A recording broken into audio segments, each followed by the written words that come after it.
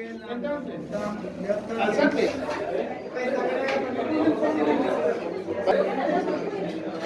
Presente. ¿Y el más? Ayer una lectura, la mandé cortita para que la pudieran hacer. Quien la quisiera hacer. Hola. Y esa lectura, a grosso modo, se enfoca en el intervencionismo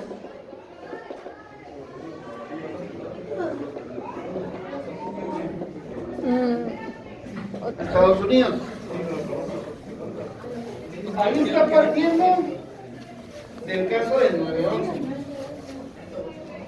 que sabemos que es uno de los temas que han explotado a su favor desde el 2001. Fue accidental. Fue accidental. Sí. Ok.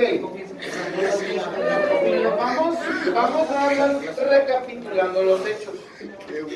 Es un atentado terrorista que se le adjudicó a Al Qaeda y están todos los elementos para vincularlos a este atentado. Recordemos que desde la administración de Clinton ya se habían hecho amenazas por parte de estos grupos hacia el gobierno de Estados Unidos. O sea, ya tenían un historial. Lo que algunos alegan con estas teorías de la conspiración es que fue algo interno y demás. Lo que sí es que la seguridad fue laxa, porque los Estados Unidos no estaban acostumbrados a tener este tipo de ataques en su propio territorio. Eso es lo que les salió mal. Y la manera en que lo manejaron tampoco ayudó mucho. Pero sabemos que sí están asociados con estos grupos porque sus integrantes estaban. Ahora bien, partiendo de la lectura, según Chomsky, ¿cómo utiliza este evento Estados Unidos en las cuestiones de intervención? Eso es lo que ustedes debieron de haber leído.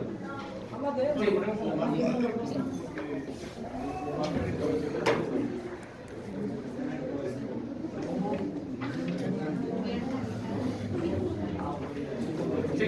No era de que era una excusa solo para matar mexicanos. Para mandar. De que era una excusa para matar a mexicanos. ¿Ok? Pensamiento de como que quieren ser algo bien, pero en realidad le da razones a Estados Unidos para unirse a Afganistán y poder extraer petróleo de manera insospechada. también de que se habían cerrado, que había más seguridad en las fronteras. Muy bien. Además, digo, ustedes son como del 2000, ¿qué? 2005. Miren, antes de eso, recordemos que la dinámica en la frontera norte era mucho más sencilla que lo que tenemos que lidiar ahora. Probablemente ustedes llegaron a escuchar que cuando se hacían paseos a estos parques temáticos, los que no tenían visa tramitaban un permiso por parte de las escuelas y les permitían cruzar a esta excursión y volvían. Recuerden que la comida es afuera, ¿eh? Entonces, decimos, antes era más fácil, había todas estas oportunidades para que la gente pudiera conocer y moverse. Las escuelas aprovechaban el recurso para generar ingresos, es válido. El detalle está que después del ataque terrorista del 11 de septiembre, muchas de las opiniones voltearon a ver a estas fronteras como porosas y empezaron a exigir filtros de mayor seguridad. Después del 2001, nadie pudo volver a tramitar ese tipo de documentos, a menos de que fueran casos de emergencia, pero las escuelas pues dejaron de hacer ese tipo de paseos y excursiones porque esa opción se había cerrado. Lo mismo pasaba con la seguridad de los aeropuertos. Ya no era nada más el filtro donde pasaba uno por el detector de metales y la máquina de rayos X, sino tenía que quitarse todo lo que era calzado, cintos, los viajes se hicieron todavía o las esperas más lentas, la gente se molestaba, porque sí existía esta sensación de paranoia, de que por cualquier lado pudieran tener otro atentado similar. De hecho, según yo, Bush aprovecha este tipo de paranoia en su campaña de elección para ganar la presidencia, ¿no? más que nada la reelección, porque cuando se da el atentado él es presidente y sí va a usar este discurso de la guerra contra el terrorismo para poderse reelegir un periodo más. Bien. ¿Qué otra cosa podemos rescatar ahí de la lectura que se les mandó?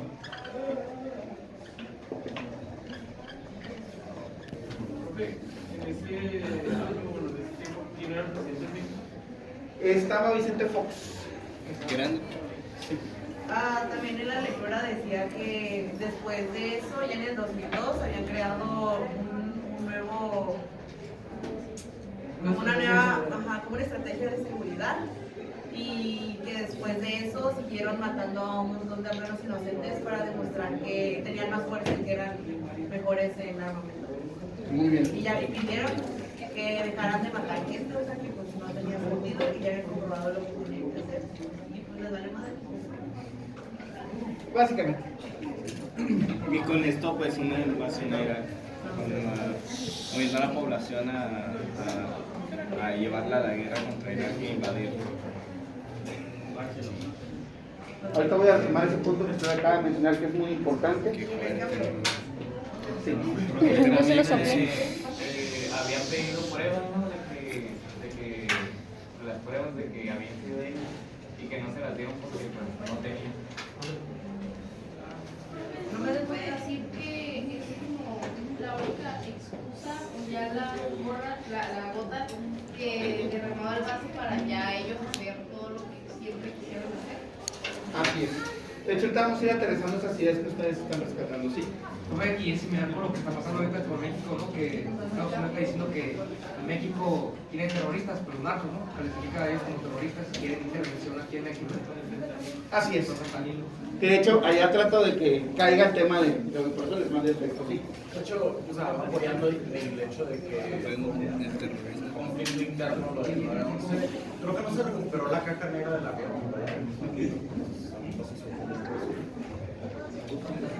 De ahí que emanen conceptos como el de guerra preventiva. Valle, desarrollenos ese concepto. ¿De cuál? Guerra preventiva. Guerra preventiva, ¿no? A lo que yo entiendo de guerra preventiva es que, o sea, prevenir más que nada pues, una guerra, ¿no? O sea, prevenir es lo que yo entiendo el concepto, no, nunca lo he investigado. Pero lo mandamos en el texto de ayer. No lo leí, la verdad. Texto de ayer. Ok, revísenlo, nos lo va a explicar en unos 10 minutos. Ok, entonces, tenemos nosotros este escenario y hay que entenderlo. Miren, va ligado con el cuadro que ustedes hicieron. Los Estados Unidos siempre se meten en asuntos que pudieran afectar su modus vivendi. Y van a matar a la gente que sea necesario y van a tirar los gobiernos que sean necesarios para que su modus vivendi no se afecte, se mantenga igual. Los casos están ahí en ese cuadro. En Nicaragua, en Chile, en Argentina, Honduras, Salvador, México, Cuba, ¿vale? En toda Latinoamérica. Y entonces van a buscar todos los medios para que esas intervenciones sean eficientes. El detalle está que en los 80s, 90s necesitaban justificar las intervenciones. Donde podían, las presentaron. Como el caso de la guerra del Golfo Pérsico en los 90, que ellos entraron a ayudar a Kuwait, porque había sido invadida por Irak.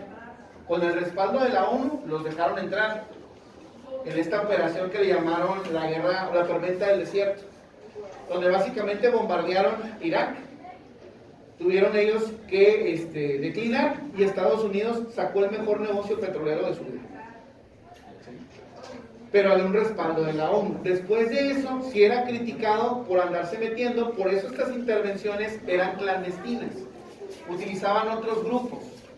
O, en este caso, apoyaban económicamente al sector paramilitar, como los Contras en Nicaragua. También tenían instituciones como esta Escuela de las Américas, que lo único que hacía era entrenar asesinos para que estuvieran desestabilizando gobiernos en Latinoamérica.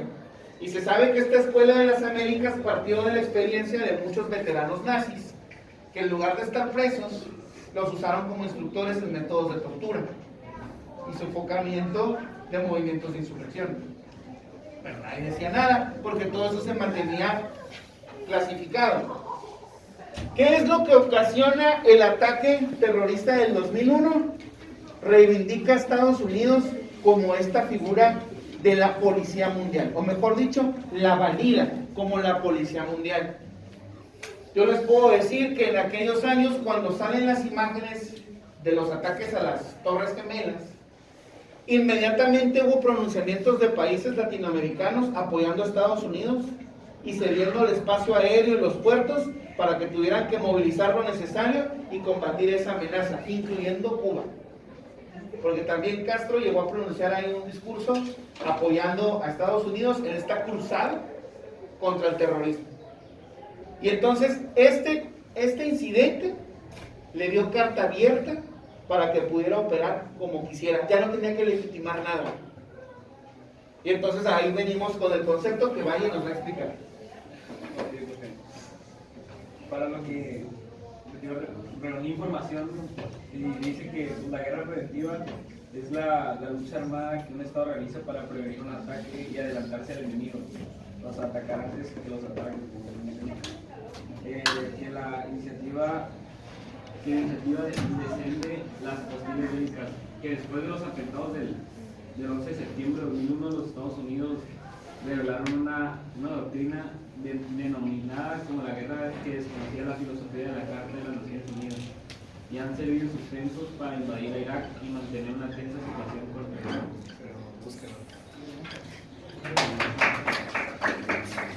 Bien, quiere decir que ante cualquier sospecha de amenaza, Estados Unidos puede intervenir.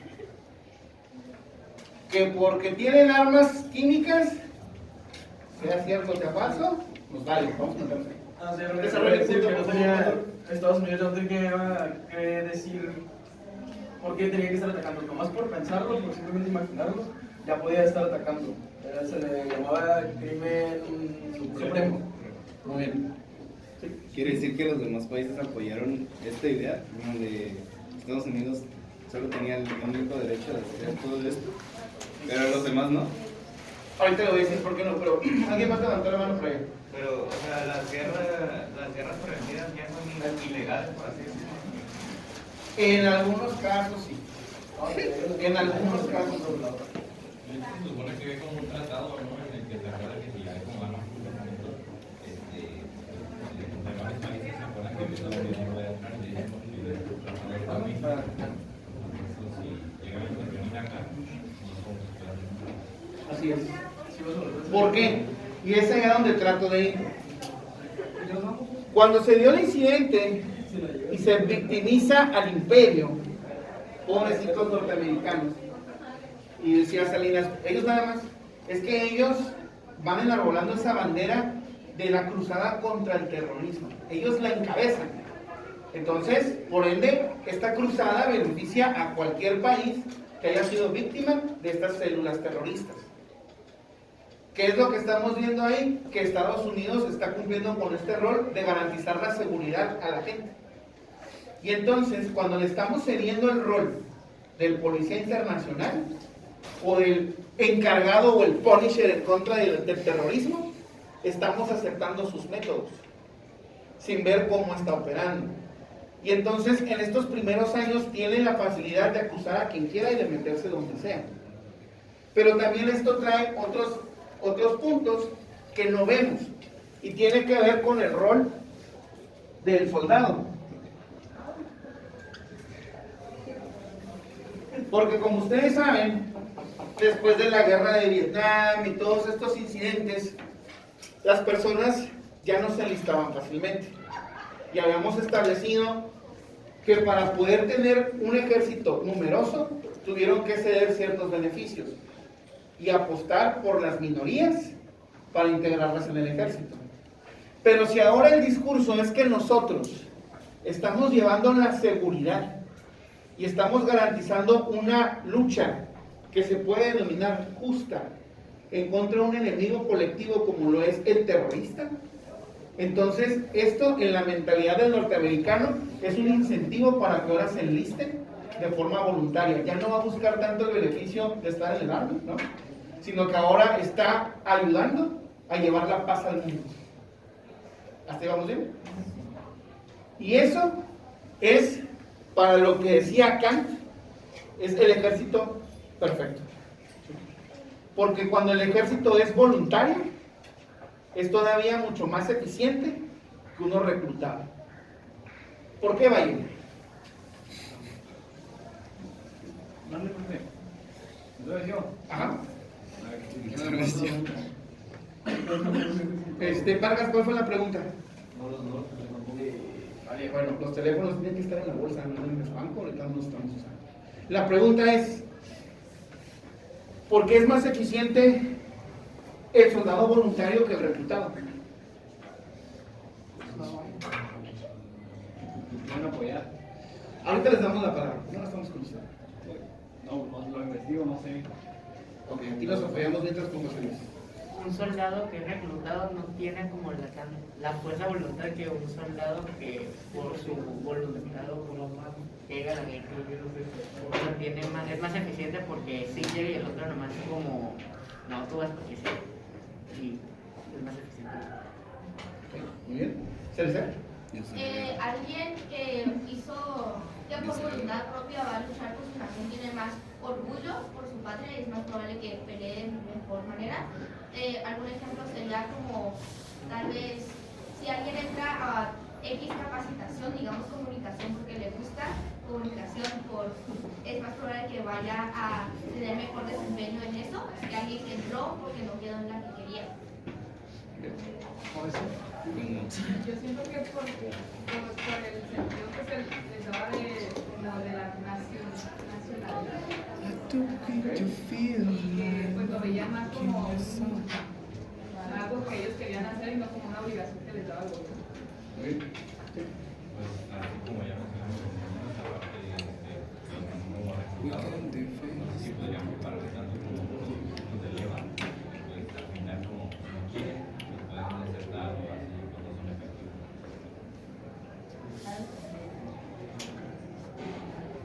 Pues que si son reclutados.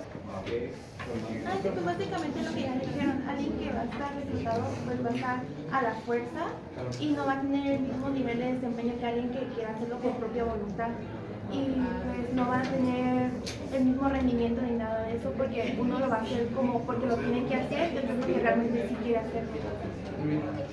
Ok, entonces, en conclusión, el soldado que va forzado se va a morir. Hay una probabilidad muy alta de que se muera. No quiere estar ahí. Entra en pánico. No sirve. Pero cuando tenemos un soldado que va por voluntad, no nada más estamos hablando que tiene un motivo por el cual morirse, sino que va a ser un soldado que piensa, toma decisiones para cumplir su objetivo. Muchos acusan a los soldados de que no piensan, son máquinas y que todo es en automático, pero cuando tienen la convicción y están conscientes de que para ellos están haciendo una guerra justa, resuelven. Y son los más eficientes. Y son los ejércitos que más imponen y son los que más éxito también consiguen. Porque en el caso de que se quiten la cabeza, ellos no se van a detener y van a buscar formas para resolver sobre la marcha. Eso es lo que le están dando a Estados Unidos después de ese 9/11. Están reforzando su ejército con personas decididas, le están dando una misión y ante la mirada internacional están bien, porque esa guerra se supone es justa. Están buscando la paz al tratar de erradicar estas células terroristas. ¿Estaban en lo cierto? ¿Quién sabe? En el texto dice, no hay pruebas de nada, pero se meten. Entonces, ¿qué relación tiene con el caso mexicano en el presente? Ya decían hace ratito, con la cuestión del terrorismo. ¿Cuál es nuestro vínculo actual con este punto que estamos desarrollando? Pablo. Que como Estados Unidos piensa que como México ha sido uno de los mayores riesgos, por así decirlo, de las drogas, le estamos dando permiso de que entre porque tenemos fentanilo ahora, se supone. Y como ellos consideran al narco un terrorista porque está matando mucha gente allá por las acciones que desarrollan allá, pues por eso nosotros estamos dando el permiso de que metan lo que quieran y hagan lo que quieran, siempre y cuando nos ayuden ayuden a terminar esto con los narcos. Uno y dos. Yo creo que porque simplemente para ellos. Ya, pues, una excusa para hackear. Y acá, como menciona Panulo, que estamos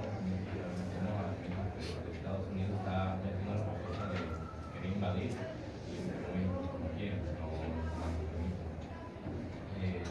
aquí la podría ser creo que es el litio, pero no tiene nada. Nacionalizar.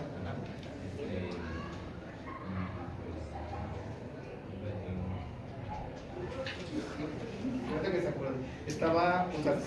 Yo creo que más bien es una excusa nomás para meterse acá porque, o sea, no creo que sean tontos, ellos también saben que el problema también es de ellos, pero se lo quieren echar todo a México para tener una excusa para meterse acá.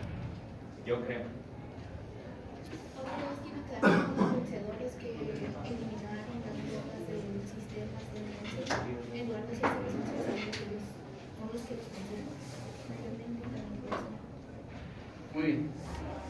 Es que también Estados Unidos es el país más consumista de drogas en el mundo, o sea, ellos tampoco se ponen ese problema. Y aparte, de hecho, en Sonora tiene mucho litio, el litio sirve mucho para las baterías de carros eléctricos, y pues, es un beneficio, ¿no? Es una inversión. Y Estados Unidos busca esa excusa para entrar a México y robar recursos, ¿no? Que es lo que siempre ha hecho. Uno y dos. Siento que es como lo de las películas, que es cuando alguien hace algo mal y trata de remediarlo, pero en realidad no se puede remediar. Entonces, básicamente, Estados Unidos quiere comprar tipo, no, pues tú tienes la culpa, pero en realidad porque, o sea, sí, nosotros como que, digamos, la forma en la que se implementó las drogas con el presidente, no recuerdo realmente, pero que puso las drogas como libres, pero en realidad fue un gran problema y por eso se quitaron. Allá es como de que sí, nosotros tenemos libres las drogas, entonces siento que en parte es como de que sí, ya me perdí, ya. Estaba construyendo otro caso y ahí se nos quedó a medias. Sánchez. Lo que pasa también es que, así como ahorita Estados Unidos está que para México de la producción de fentanilo, que es el problema. Cuando realmente se sabe que el principal productor son Estados Unidos y China. De hecho, ahorita México ya hizo trabajo con China para hacer el bloqueo de para tratar de evitarlo.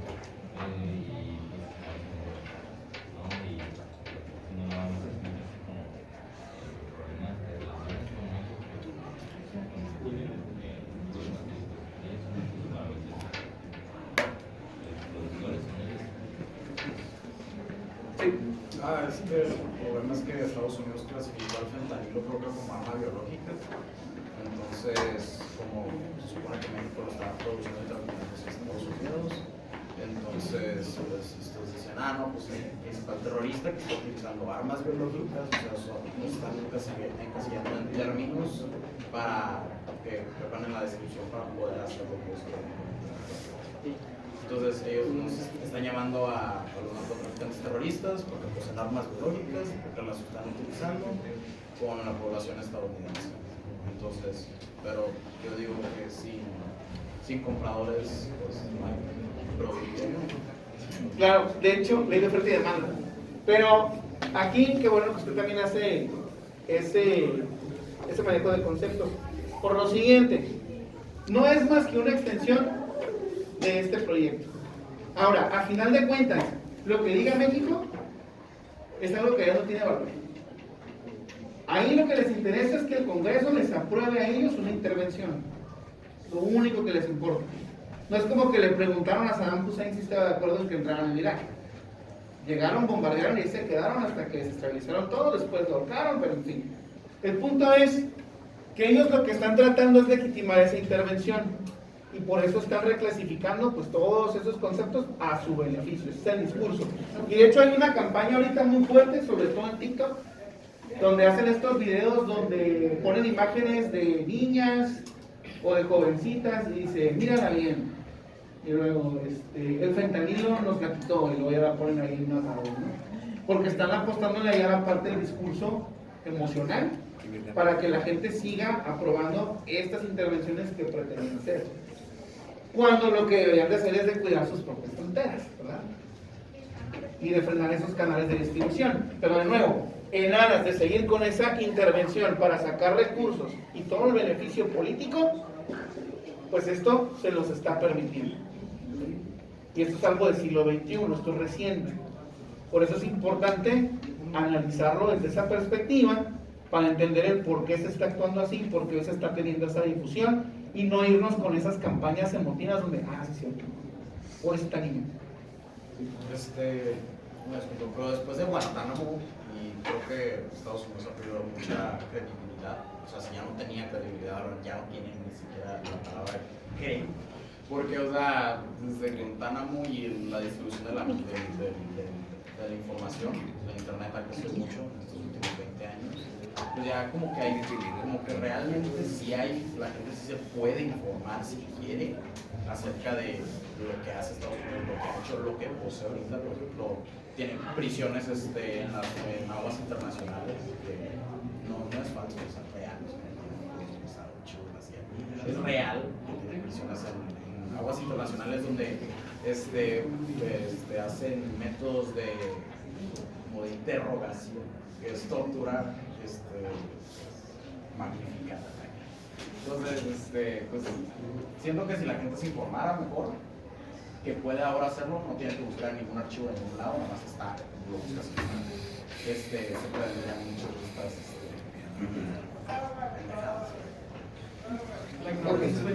Le voy a contestar ese postulado y con eso cerraremos. Miren,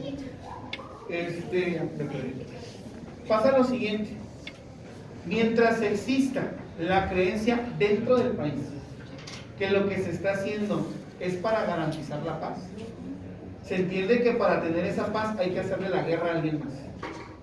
Y entendemos que en este caso la guerra es contra las comunidades terroristas y los que los apoyan.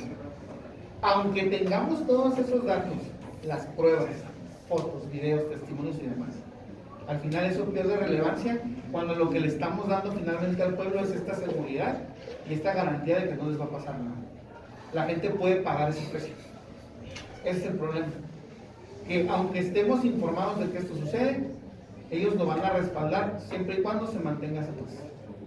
Y mientras tengamos un ejército con voluntad, pues lo que le queda a estos países es tratar de resistir de alguna manera ese tipo de intervenciones, porque a la fecha un contrapeso para los Estados Unidos en esos casos no tienen, porque hasta eso no son güeyes.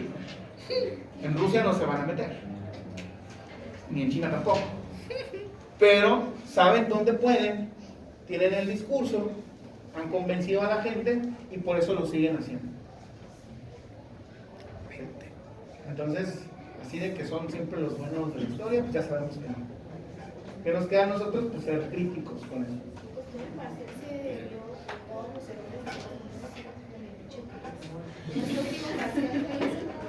Sí, básicamente.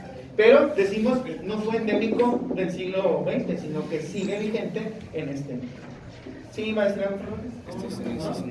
Ok, bien. Lo vamos a dejar hasta ahí. Le voy a mandar en la tarde, nada más tengo pendiente enviar una rúbrica con Contreras de lo de su presentación, y ya mañana venimos nada más a la lectura de calificaciones. La clase la tenemos a la segunda hora. No sé si ustedes van a tener clase antes. No. Pero traten de estar aquí. No voy a tomar lista mañana. Pero si ustedes no hacen una observación de una calificación que esté mal, yo así entrego el acta. Si yo leo la cantidad de faltas y no tienen justificante o no me lo entregan mañana en esa hora, se van en extraordinario por faltas. Hagan el esfuerzo de estar aquí a esa hora nada más para ver esos detalles. 5 faltas. Entonces, chequen en la boleta cuántas tienen ya generales y mañana pues ya lo vemos. Que tengan bonito día.